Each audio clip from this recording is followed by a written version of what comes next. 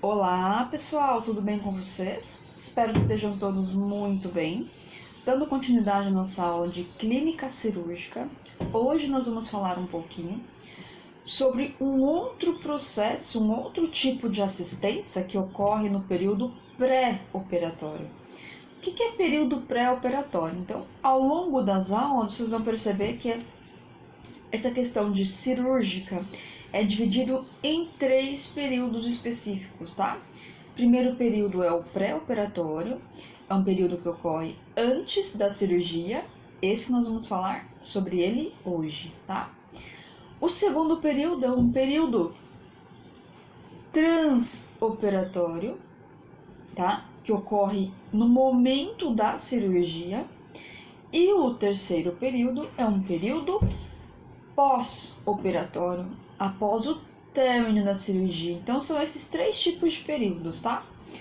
E também há um quarto período, né, que engloba os 3 períodos, que é o período perioperatório, que é todo o período operatório, pré, trans e pós, tá? Então, vocês vão entender um pouquinho sobre o pré-operatório hoje. O pré-operatório, ele ocorre dentro da clínica cirúrgica, que é um capítulo que nós estamos discutindo agora, tá? Então, todo aquele paciente que vai realizar uma cirurgia, primeiro ele vai ficar na clínica cirúrgica. E dentro da clínica cirúrgica, vocês vão perceber que existe uma assistência de enfermagem, tá? Essa assistência consiste num exame, numa avaliação, que nós vamos discutir a sequência, qual é o passo da assistência no período pré-operatório. Então, primeiramente, vocês vão preencher um impresso, né, que está presente lá na anotação de enfermagem. Então, se chama SAEP. Vocês já ouviram falar do SAE, que é uma sistematização de assistência de enfermagem. O SAEP é a sistematização de assistência de enfermagem nos períodos operatórios, tá? Então, no pré-operatório, o que vocês vão ter que se atentar? Primeiramente, vocês vão admitir esse paciente, né? No momento da admissão, vocês vão estar orientando. Vocês vão se atentar ao nome completo desse paciente, tá? Isso é importante para que não haja erro no procedimento cirúrgico. Vão avaliar as condições gerais desse paciente. Como assim condições gerais? Ele está bem, está apático, está feliz, está triste, está prostrado, está pálido, está agitado, está choroso. Então, a hora que vocês olharem para esse paciente, né? A partir do primeiro momento, do primeiro olhar, vocês vão avaliar os principais sinais do estado geral, tá? Existem algumas as siglas, né, que podem ser utilizadas na instituição. Então, uma das que são mais utilizadas, por exemplo, chama-se BEG, Bom Estado Geral, ou REG, Ruim Estado Geral, tá? Vocês podem utilizar, mas sempre lembrando de anotar aquele estado que está mais evidente no primeiro olhar que vocês tiveram com o paciente, tá?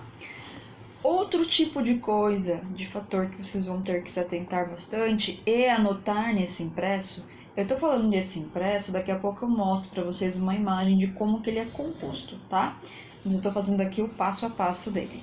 Então, anotar e verificar, confirmar o tipo da cirurgia que esse paciente vai realizar. Nós não aprendemos ainda terminologias, mas vamos chegar na próxima aula, tá? Então, esse tipo de cirurgia ele é anotado em terminologias. Como assim terminologias? Existem termos utilizados para descrever o tipo da cirurgia. Exemplo, uma cirurgia de retirada das mamas. Na terminologia chama-se mastectomia, tá? Então, sempre vocês vão estar anotando o tipo de cirurgia de acordo com os termos, tá? E vocês vão aprender nas próximas aulas, não se preocupem. Peso e altura. Então, nesse momento da admissão, vocês vão pesar e medir o paciente, ou conferir com ele, se ele souber, o peso e a altura. é necessário bastante exatidão nesse momento, porque para realizar o cálculo da anestesia, no momento em que o anestesiologista for, né, iniciar o seu trabalho, ele vai fazer o cálculo do anestésico de acordo com o peso e a altura desse paciente, tá? Então, é preciso organização e precisão. Estado emocional, vocês vão avaliar também, tá? Ah, como assim estado emocional? Se está agitado, se está nervoso, se está feliz, se está triste, se está apático, se está prostrado. Tudo que o paciente apresentar ali naquele primeiro momento, vocês vão colocar. Ah, está preocupado, está frustrado. Se o paciente relatar algo para vocês, então, por exemplo, eu estou muito ansioso. Aí vocês podem marcar lá, referindo ansiedade, tá? Paciente referindo estar ansioso. Agora, o que vocês observaram, vocês podem marcar lá, ansioso, triste, feliz, preocupado, tá? Agitado, quieto, calmo. Outro fator que vocês terão que se atentar: verificar se esse paciente tem alergia a algo. Então, esse processo de ter alergia está incluso alimentos, cosméticos, medicações, tudo isso é importante para saber se o paciente tem alergia a algum tipo de componente que está presente em alguma das medicações, tá? Em algum dos materiais que serão utilizados. Então, de repente, o paciente tem alergia a látex, né? E a todo momento será utilizado luvas, garrote, materiais que são de látex. Mas como que ele vai saber que ele tem alergia ao látex? Se o paciente não souber, normalmente pessoas que têm alergia ao látex têm alergia a frutas cítricas, alergia a limão, kiwi, abacaxi, tá? Uma dica para vocês. Tem alergia a iodo. Tem alergia a frutos do mar. Eu nem vou anotar se o paciente tiver alergia a frutos do mar, que não tem nada a ver com a cirurgia. Tem sim, né? Vamos pensar que o paciente ele não tem alergia aos frutos do mar, tem alergia a algum componente. Normalmente pode ser o iodo presente na água do mar, tá? Que está presente nos frutos do mar, nos peixes do mar também. E aí, Nicole, tem alergia a iodo. De repente ele vai fazer um exame que necessite de contraste à base de iodo, né? Ou de repente vai fazer a antisepsia, né? Vai pintar aquela região que será realizada a incisão com o antisséptico à base de iodo, o Povedine. Então é importante saber de todo tipo de alergia que esse paciente tenha, tá? Pode ser cosmético, pode ser a um inseto, a um alimento. Tudo isso é importante no momento da descrição. Depois dessa confirmação, né, sobre a alergia, vocês vão avaliar as acuidades. Então, assim, acuidade visual. O que vocês terão que anotar? Se o paciente está com óculos, está com lente, tá? Acuidade auditiva. Vão anotar se o paciente usa aparelho auditivo, se tem algum problema. Se o paciente utiliza alguma prótese dentária, prótese nos membros superiores ou inferiores, sempre marcando. Por que é importante, né? Ressaltar se utiliza algum aparelho, alguma prótese, né? Porque no momento da cirurgia não poderá ser utilizado óculos, prótese, tá?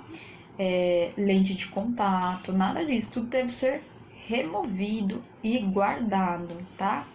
Quando vocês forem guardar, não se esqueçam de identificar o nome do paciente dentro de um saquinho, tá? Ou entrega para o familiar, ou coloca dentro da gaveta dos pertences dele. Quando ele voltar da cirurgia, estará tudo lá, tá? Entregar para o familiar é sempre mais seguro, pessoal. Por essa questão de perder, de sumir, então quando a gente entrega para o familiar, passa a ser responsabilidade do familiar, tá? Depois, na sequência, vocês vão verificar os sinais vitais do paciente. Pressão arterial, temperatura, frequência cardíaca, respiratória, se há alguma dor, tá? Vão conferir o jejum desse paciente. Como que confere o jejum? Normalmente vocês vão perguntar para ele quando foi a última vez que você comeu, tá? Qual foi o horário? Ah, foi ontem às 8 da noite. E agora é 8 da manhã? Então já faz 12 horas, tá? A questão do jejum, pessoal, normalmente, atualmente está sendo no mínimo 8 horas a 12 horas de jejum, tá? É muito importante conferir essa questão, principalmente quando é criança que vai fazer a cirurgia. Às vezes a mãe, né, por falta de conhecimento, de compreensão, acaba dando alguma coisa para a criança e isso coloca a vida da criança em risco, né? Ou até mesmo um adulto teimoso que acaba consumindo algum tipo de alimento por falta de conhecimento também, né? Por falta de aviso, às vezes não é, porque normalmente orienta o paciente a cumprir o jejum, tá? Por que é tão importante cumprir esse jejum? Principalmente se o paciente for receber anestesia geral, se tiver conteúdo gástrico, né? Ou seja, se tiver conteúdo no estômago, vai retornar, tá? Num reflexo. Se porventura retornar e o paciente estiver sedado, inconsciente, vai retornar e pode entrar nas vias aéreas, tá? Causando broncoaspiração, pode causar broncopneumonia, né? Aspirativa, pode causar a morte desse paciente, edema de pulmão, então várias complicações, tá? Por isso é importante orientar e conferir o jejum.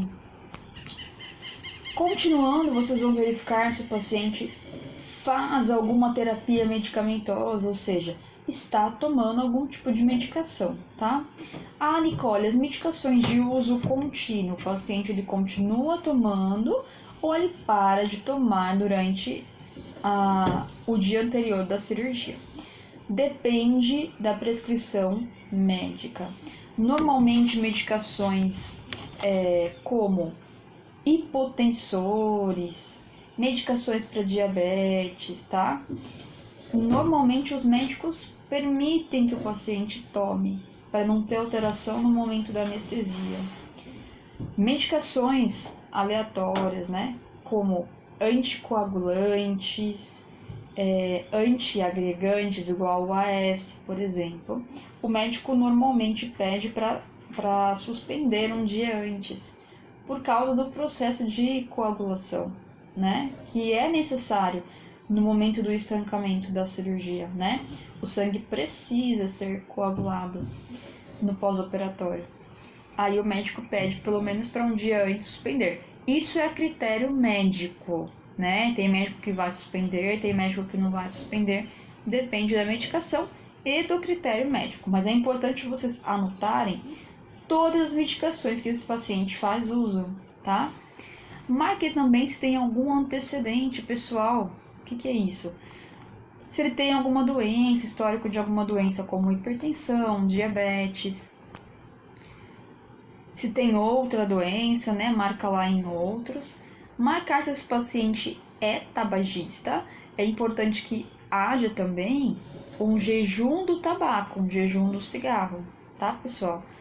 Para não dar nenhuma complicação respiratória no momento da indução anestésica, no momento da cirurgia, tá?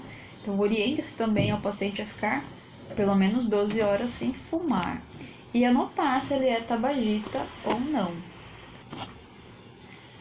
Após essas confirmações, essa entrevista, essa anamnese, vocês vão realizar um preparo desse paciente, tá? Como que é esse preparo normalmente? Exige alguns tipos de cuidado, como por exemplo, preparo da pele, higiene do corpo, né? Higiene corporal. Então, normalmente, vou dar um exemplo usual para vocês. Quando a mulher vai ter o bebê, né? Seja parte normal ou cesárea, eles encaminham a mulher para um banho, tá? Nesse banho ela vai se ensaboar, se higienizar com um sabonete antisséptico, tá? Principalmente se for cesárea, que vai fazer incisão, tem risco de infecção. Então ela faz essa higiene corporal. Em alguns tipos de cirurgia, é necessário fazer também. Às vezes, o paciente ele vem de casa já com a higienização corporal, às vezes não. Aí vocês vão avaliar a necessidade de fazer a higiene corporal ou encaminhá-lo para a higiene corporal, tá? Higiene oral também, se for necessário. Preparo intestinal. Existem alguns tipos de cirurgias ou exames que necessitam desse preparo intestinal. O que é? Essa lavagem, tá? Então, normalmente o paciente ele já toma uma medicação em casa que vai estimular a saída das fezes, tá? Que vai estimular essa limpeza do intestino. E se o médico prescrever, vocês vão fazer a lavagem intestinal para garantir que não fique nenhum resíduo dentro do intestino, tá? Então, essa lavagem normalmente são realizados os enemas, lembram deles? Então, são aquelas lavagens rápidas intestinais. Um exemplo de um exame, né, que necessita de lavagem é a colonoscopia, que é a visualização do colo por meio de um microscópio. Se tiver presença de fezes dentro do intestino, fica muito difícil de realizar o exame, de identificar, né, alguma normalidade. Então, o médico orienta a realizar a lavagem intestinal. Quando o médico prescreve também, né, principalmente se a cirurgia necessita de uma anestesia geral ou RAC, ele vai pedir para passar sonda, tá? Normalmente passa-se a sonda no momento da cirurgia, lá na mesa cirúrgica. Em algumas situações o médico pede para passar diretamente no quarto, tá? No período pré-operatório. Aí vocês já vão realizar. Normalmente quem faz a passagem da sonda é a enfermeira, tá? O auxiliar e o técnico não podem realizar a passagem, mas vocês vão separar os materiais, auxiliar na passagem, tá? Orientar o paciente. Nesse momento é muito importante a remoção das próteses, tá? E piercing se houver também. Então, removam todos os piercings, próteses dentárias, próteses auditivas, ocular, tá? De membros, sempre removendo as próteses, tá? Identificando, colocando lá o nome do paciente, comunicando o familiar ou deixando com o familiar, tá? De preferência o familiar que vai acompanhar o paciente, tá? Nesse processo todo da cirurgia. Com relação aos piercings, é muito importante, pessoal, comunicar o paciente também, para facilitar, né? Que retire o piercing em casa. Com relação ao esmalte das unhas também, né? Não deve se utilizar esmalte. Se o paciente vier com esmalte, vocês vão retirar, tá? Tem acetona no setor normalmente. Por que não pode utilizar esmalte? No momento da cirurgia, o paciente ele vai ficar o tempo todo monitorizado, tá? Com monitor cardíaco, braçadeira no braço, para verificar a pressão arterial. E o oxímetro, ele fica no dedo, né? Com a coloração do esmalte, dá erro, tá? Na precisão do oxímetro. Fica um pouco difícil de visualizar a saturação do paciente, tá? E é até meio difícil de visualizar a olho nu. Então, quando o paciente ele vai perdendo a saturação, vai diminuindo a quantidade de oxigênio, o que acontece? Começa a ficar com as extremidades arroxeadas. Pode ser verificado por meio da unha, tá? Então, aí fica mais fácil para poder instalar o oxímetro e verificar se tem algum tipo de normalidade, tá? Próximo passo, vocês vão identificar o paciente, tá? Muitas vezes essa identificação já ocorre no momento da internação. Então, a identificação ela ocorre com a pulseirinha, identificando o nome completo, data de nascimento desse paciente, horário, tá? Às vezes tem o nome da mãe, RG, então está tudo lá perfeitamente para identificar o paciente e não ter nenhum tipo de erro, tá? Depois da identificação, tem a colocação da camisola do paciente. Então, vocês vão orientar a ele tirar toda a roupa, calça, shorts, calcinha, sutiã, cueca, tudo que tiver no corpo, tá? Meias, vai retirar toda a roupa, colocar somente a camisola, tá? A camisola, vocês vão seguir a orientação do profissional.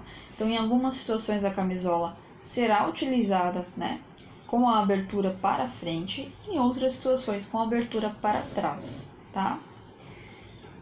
E, além da camisola, é necessário utilizar uma touca e um propé, tá?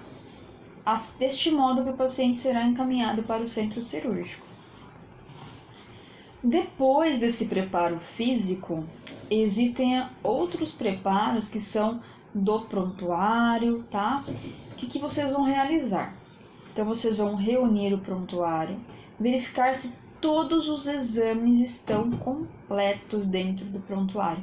Quais são os exames que devem estar lá? Hemograma completo, tipagem sanguínea, tempo de coagulação sanguínea, eletrocardiograma, raio-x de tórax. Esses não podem faltar. Se o médico pedir para acrescentar um outro tipo de exame, né, deem uma olhadinha na prescrição que o médico solicitou. Aí vocês podem conferir, pode ser que tenha um ultrassom, uma ressonância, uma tomografia, tá? Para acompanhar. Mas esses que eu comentei com vocês são exames de praxe. E exame de urina, urina 1, tá? Nesse momento também vocês já vão conferir e confirmar e anotar a lateralidade, que é o lado que será realizada a cirurgia, tá? Se é lado direito, se é lado esquerdo, se é bilateral, né? Se é dos dois lados. Então, sempre marcando lá o tipo da cirurgia, não pode esquecer, e a lateralidade, tá? Então, se o paciente vai fazer uma cirurgia de visão, marquem qual dos olhos ou se são os dois olhos que serão operados, tá? Marque de maneira assim, descrevendo se é direito ou esquerdo, tá? Ou a região sacral, região femoral esquerda, tá? Tíbia esquerda, sempre marcando o nome do local da região e a lateralidade, isso é importante. Se houver necessidade de fazer reserva de uma UTI ou reserva de hemoderivados, que são componentes sanguíneos, tá? Então o médico já solicita, dependendo da cirurgia, vai precisar de reserva de leito de UTI. Então se é uma cirurgia cardíaca, um transplante, uma cirurgia neuro, tá? Aí vocês já sabem que tem que ter a reserva. E também a reserva de hemoderivados. Às vezes o médico solicita antes para reservar um tipo de sangue específico, tá? Um tipo de componente sanguíneo específico, plaqueta, plasma, tá? Os hemocomponentes. E muitas vezes também, pessoal, é necessário realizar, além da higienização, né, corporal, uma antisepsia do local que será feito a incisão, tá? Essa antisepsia ela pode ser realizada com soluções degermantes, que são aquelas soluções antissépticas que fazem, né, a função de um sabão degermante, soluções alcoólicas e soluções aquosas. Normalmente é utilizado mais solução degermante e aquosa, tá? E também é utilizado o Povedine, que eu comentei com vocês, que é um antisséptico à base de iodo, mas na maioria das vezes, né, por conta do risco de alergia de muitas pessoas, foi substituído pelo clorexidina, tá? Que ele também se divide, igual eu comentei com vocês, em aquoso, em alcoólico e degermante, tá? É um antisséptico, então vocês vão realizar a antisepsia e também a tricotomia. Então, dependendo do local, se tiver muita presença de pelos, exige uma tricotomia, tá? Que é a remoção dos pelos. O médico costuma comunicar o paciente antes da cirurgia para que ele já venha tricotomizado de casa, né? Com a tricotomia realizada. Por quê? É importante que ele faça tricotomia um dia antes, né? Quando faz no hospital, haverá sempre o risco de fazer algum tipo de corte, tá? Mínima lesão na pele. E uma lesão na pele, por mais que seja mínima, é uma porta de entrada para uma infecção, para uma instalação de uma infecção, né? Então, acaba piorando um pouquinho a situação. Portanto, devemos realizar a tricotomia com cuidado, tentar ao máximo minimizar o risco, né, de formar lesões, pequenas fissuras.